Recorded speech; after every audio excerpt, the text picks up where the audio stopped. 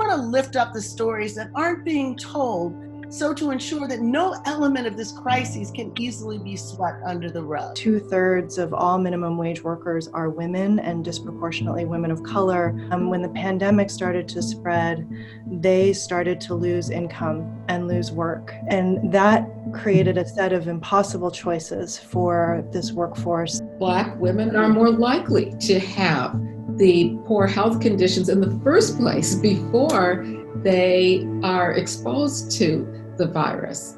And why is that? Well, that's structured as well. What we have now is a continued suffering of essential and expendable human beings. So COVID, again, is revealing the systemic ways by which this disease can't be separated from everything else that makes us Americans. That is part of the so-called American exceptionalism.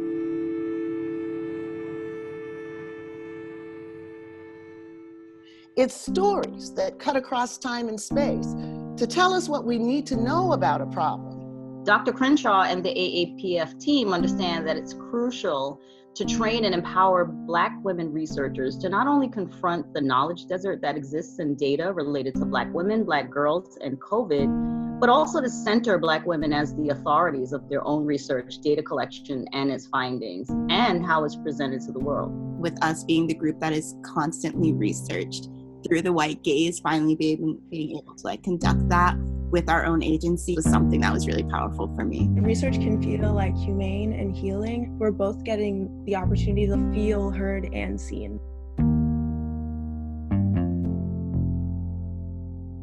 Thank you all again for being willing to share 20 hours together in talking about critical race theory and intersectionality in 2020. This is a project that some of us have been dreaming about doing for some time now. And because we were all sheltering in place, and then Ahmaud Arbery was killed, Breonna Taylor was killed, George Floyd was killed. These deaths turned a pandemic that was already devastating our communities into another pandemic. We shifted from not whether we should bring stories and tools and projects to the table, but how could we not do it? We bear witness to their and their families' losses. We bear witness to their stories. We mine the possibilities and conditions that led to their tragedy. We examine the possible policy changes that could have made a difference. As we bear witness to loss and send infinite love to these extraordinary mothers and sisters, we also hold on to our dreams of freedom. We have a voice now. We're going to break the silence and we're going to talk about it.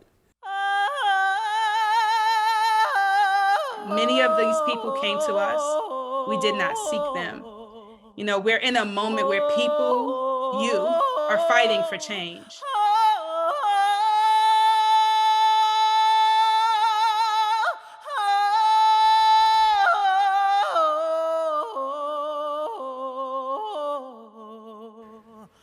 We are dedicating this season to Say Her Name campaign.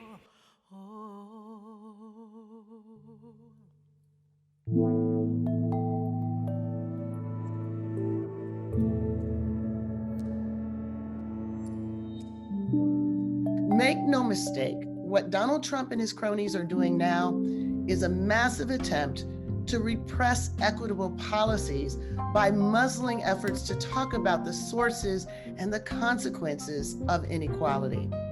Distilled plainly into the recent executive order, this is a Proud Boy dream come true, and we have to fight it. This order implicates you. We cannot allow this detour to take us back down the twisted road to an unlivable past. So that battle begins in earnest today.